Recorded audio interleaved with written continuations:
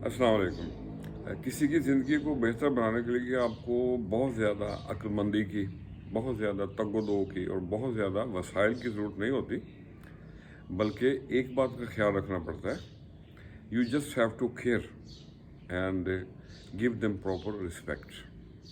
तो आओ सुने हम न्याज की बातें, खट्टी मीठी प्यार की बातें। दिन गुजरे ईद की मानद और रातें हों शब रातें। आप दूसरों को क्या महसूस करवाते हैं?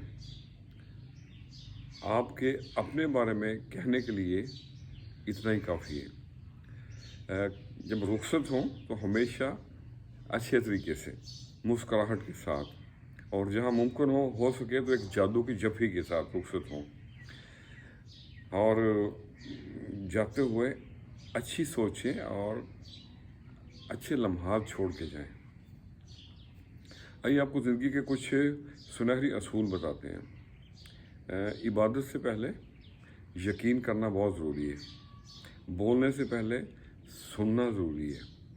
सुनना सीखिए, दूसरों को भी बोलने दें। और ख़र्च करने से पहले कमाना सीखिए। अगर कोई लिखना चाहे, कोई बात लिखनी हो तो पहले सोचना सीखिए। और नाकामी से पहले कोशिश करना मत भूलें।